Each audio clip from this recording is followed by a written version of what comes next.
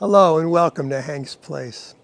In Galatians 2:20, Paul said that the life that he now lived in the flesh, he lived by faith in the Son of God, because he knew that he loved him, even gave up his life for him.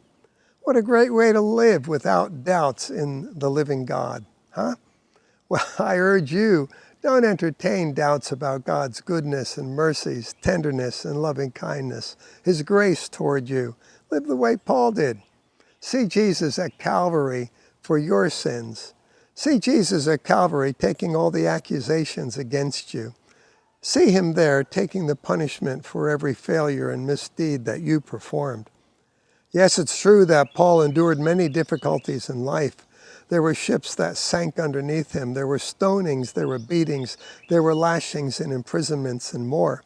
But that was because of the gospel that he preached, not because God was teaching him a lesson or punishing him. Friend, understand it's the same with us, okay? Keep the simplicity of the faith. Faith such as was found in Matthew 9:27-30 with the two blind men. They approached Jesus and asked him for mercy. And Jesus responded, "Do you believe I'm able to do this?" How simple is that, huh? But think about it.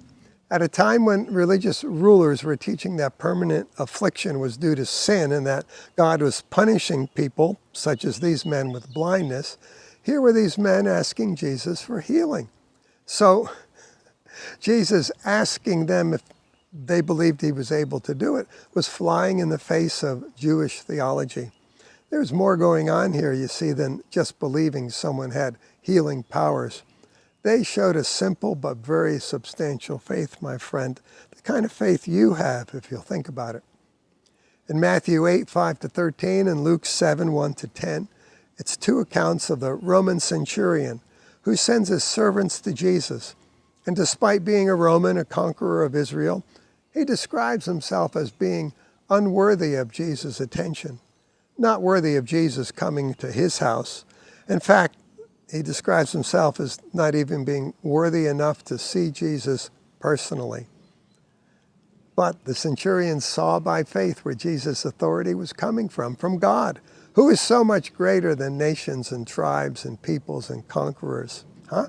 And by faith he understood that he too mattered to Jesus, that everyone matters to Jesus. Even you and me, friend, we matter. That's awesome faith.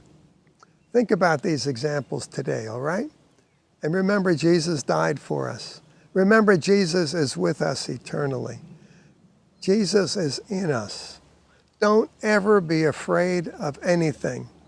Have faith in God for everything. Always remember that what you've asked for in prayer is on its way. Believe and come alive.